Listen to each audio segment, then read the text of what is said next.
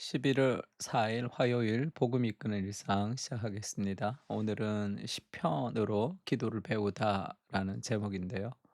우리가 시편을 흔히 기도의 스승이라고 합니다. 기도의 마스터 이렇게 표현하죠. 그러니까 왜 기도의 스승이다, 기도를 가르쳐 주는 교과서다 이렇게 얘기하냐면 수많은 교회 역사 속에서 믿음의 선배들이 이 기도의 사람들은 대부분 다 시편을 통해서 기도를 하고 시편을 통해 기도를 배웠습니다. 그러니까 어떤 이들은 성경에 시편이 있는 이유를 의아해하기도 하죠. 저도 처음에 성경에서 시편을 그렇게 중요하게 생각하진 않았습니다. 왜냐하면 하나님이 우리에게 말씀하시는 것이 성경이어야 되는데 시편은 인간의 기도잖아요. 인간의 기도가 어떻게 하나님이 우리에게 말씀하시는 성경이 될 수 있을까? 그것이 굉장히 의아했습니다. 근데 시편은 단순한 인간의 기도가 아니라 응답하는 기도, 그러니까 유진 피터슨이 응답하는 기도라는 책을 이제 시편 해설을 하나 쓴 적이 있는데 시편은 150 편으로 되어 있지만 5 권으로 되어 있습니다. 5 권으로. 그 시편이 5 권인 이유는 이 모세오경의 응답으로 보는 거예요. 그러니까 모세오경으로 하나님 우리에게 말씀하셨고 그 말씀을 향한 응답으로서의 우리의 기도입니다.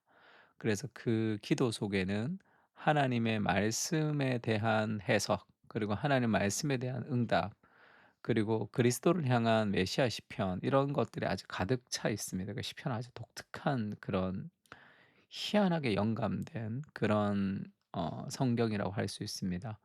그래서 시편은 이미 우리에게 하나님이 말씀하시고 그 하신 말씀에 대한 응답하는 기도, 반응하는 기도라고 할 수 있습니다.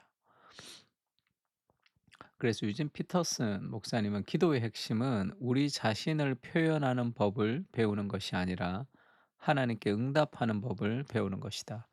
기도의 출발은 내가 아니에요. 내 감정, 내 필요, 나의 어떤 고민이 그것이 기도의 출발이 아닙니다. 그래서 하나님이 내가 하고 싶지만 할 수 없는 그것을 나보다 더 힘이 세신 그분이 나를 위해서 해 주시는 것. 알라딘의 요술 램프 같은 지니 같은 그런 대상으로 삼는 것이 아니라 내가 원하는 것을 간구하는 간구 이전에 하나님이 먼저 내가 행하시는 그 은혜가 필요한 거죠. 하나님의 말씀을 가지고 응답하는 기도라, 기도를 배우려면 기도를 해야 되는 것이 아니라 말씀을 묵상해야 됩니다. 그것이 인제 그것이 쌓일 때 우리 기도가 되는 거죠. 그 시편을 묵상하면서 기도해 보십시오. 그러니까 시편을 묵상하면서 기도를 하게 되면 그 시편 속에는 이 두 가지가 있는데요. 첫 번째는 내가 경험해 보지 못한 감정, 그리고 그 내가 잘 선호하지 않는 그런 인간의 표현들이 가득 차 있습니다. 그러니까 무언가 내성적인 사람은 내성적으로만 생각하는데 시편에는 굉장히 외향적인 사람의 기도도 있거든요. 그리고 참 다양한 상황들을 겪는 인간의 온갖 상황들을 다 인제 그 기도로 올리고 있습니다. 그래서 그 인간의 수많은 내가 경험해 보지 못했지만 그 인간 안에 있는 수많은 삶의 감정들을 우리가 같이 경험할 수 있는 거고요. 두 번째는 그것을 응답하시는 하나님의 다채로움을 경험할 수 있습니다. 그래서 시편 기자는 인제 하나님을 연인으로 만나는 사람들, 그리고 하나님이 목자로 만나는 사람들, 또 왕으로, 또 아버지로, 친구로, 그러니까 다양한 하나님의 응답을 경험할 수 있습니다. 그래서 우리가 인제 내가 겪었던 하나님에 대한 폭이 인제 10 이라면 시편은 거의 360 가지의 하나님이 나와 있는 것 같은 그 150편 안에 가득 찬 하나님의 응답과 하나님의 성품으로 가득 차 있습니다. 그래서 우리가 시편을 통해서 기도를 배우면 이 기도의 그런 이 폭이 훨씬 더 넓어진다고 해야 될까요? 기도가 정말 다채로워질 수 있습니다.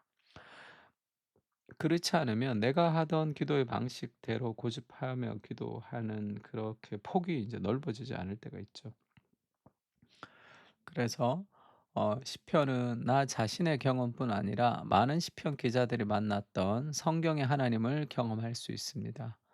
시편을 통해서 기도하면 시편은 우리를 기도의 바다로 인도하는 안내자이고 하나님께 응답하는 기도를 배우는 기도의 교과서입니다. 그러니까 기도의 무풍성한 바다로 우리를 인도하는 것이 시편이고 수많은 믿음의 기도의 사람들이 그렇게 시편을 통해서 기도를 배웠던 거죠.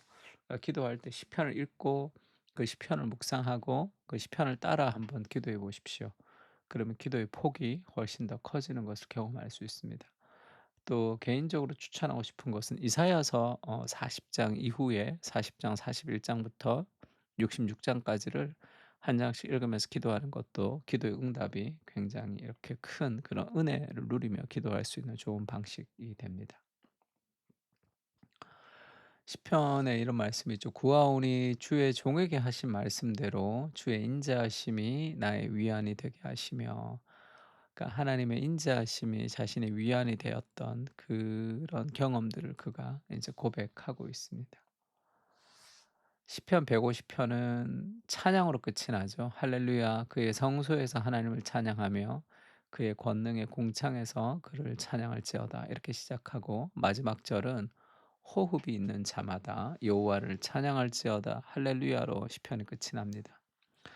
그래서 결국은 시편은 우리의 인생과 같은데 진정한 복은 복 있는 사람은 악인의 꾀를 쫓지 않고 오만한 자리에 앉지 아니하며 오직 여호와의 율법을 묵상하여 그 율법을 주야로 즐거워하는 자로다 할 때 하나님의 말씀을 주야로 즐거워하는 그 진정한 복을 가지고 있었던 그 사람이 그 인생은 결국은 찬송으로 끝이 난다는 것이 시편이라는 인생으로 우리에게 주는 거죠. 그 시편을 우리 인생으로 봤을 때 인생 속에 수많은 좌절과 아픔들도 있을 수 있습니다. 그러나 결국은 우리의 인생은 찬송으로 끝나게 될 것이다라는 것을 시편에 또 알려주기도 하죠. 히브리서 13장 15 절에 이런 말씀이 있습니다. 그러므로 우리는 예수로 말미암아 항상 찬송의 제사를 하나님께 드리자. 이는 그 이름을 증언하는 입술의 열매니라. 항상 찬송의 제사를 하나님께 드리자. 예수님 때문에 예수님을 통해서 우리가 찬송할 수 있는 거죠. 그 시편이 우리에게 알려주는 그런 비밀입니다. 인생의 고난 속에서도 찬송할 수 있는 힘을 배울 수 있는 거죠. 그리스도로 인해서. 시편을 읽고 묵상하면서 기도를 배우게 하옵소서. 시편 안에 있는 시인의 다채로운 고백들을 통해 인간의 삶을 배우게 하시고 하나님의 다양한 응답으로 인해 하나님을 배우게 하옵소서. 연인, 목자, 왕, 아버지로 응답하시는 다양하신 하나님을 경험하며 누리는 은혜를 배울 수 있도록 우리와 함께 하여 주시옵소서. 아멘. 우리 다 같이 또 시편을 통해서 또 시편을 통해 기도할 때 기도를 배우는 그런 기도의 학생들이 다 되었으면 좋겠습니다. 다 같이 기도하겠습니다.